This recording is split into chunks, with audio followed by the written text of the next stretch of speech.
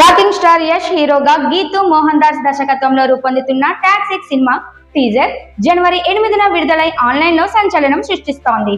ఈ టీజర్ కేవలం ప్రేక్షకులకే కాకుండా సినిమా పరిశ్రమలో ప్రముఖులను కూడా ఆశ్చర్యంలో ముంచేసింది. ముఖ్యంగా వివాదాస్పద దర్శకుడు రామ్ గోపాల్ వర్మ సోషల్ మీడియాలో రీతూ మోహన్ దాస్ ను ప్రశంసిస్తూ టాక్సిక్ టీజర్ చూసిన తరువాత ఈ మహిళా దర్శకురాలు మహిళా సాధికారతకు నిలువెత్తు నిదర్శనమని నాకు అర్థమైంది. ఏ మగ దర్శకుడు కూడా ఆమెకు పోటీ పడలేడు, ఆమె ముందు మగ దర్శకులు కిందకు పడిపోయారు అని అభిప్రాయపడ్డారు. టీజర్ లోని సన్నివేశాలు ధైర్యవంతమైనవిగా, శైలిగా, శక్తివంతంగా ఉన్నాయి.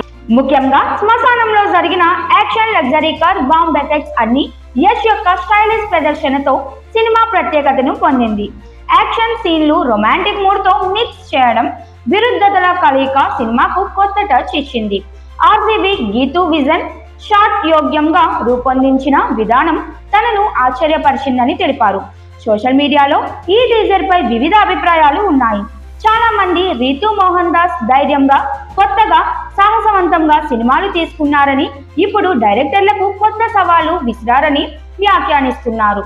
కొందరు మాత్రం గతంలో గీతూ చేసిన మహిళా సాధికారతపై చేసే వ్యాఖ్యలను గుర్తు చేసుకొని ఈసారి బోలెడు హై వైలెన్స్ సన్నివేశాలకు నెగటివ్ అభిప్రాయం వ్యక్తం చేస్తున్నారు.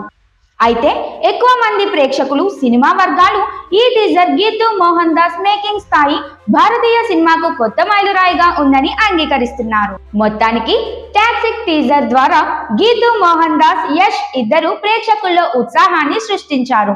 మార్చ్ 19, 2026న ఈ సినిమా విడుదల కానుంది. టీజర్ లో చూపిన ధైర్యవంతమైన యాక్షన్, స్టైలిష్ విజువల్స్, శక్తివంతమైన సన్నివేశాలు ప్రేక్షకులను ఆకర్షిస్తాయని స్పష్టంగా కనిపిస్తోంది.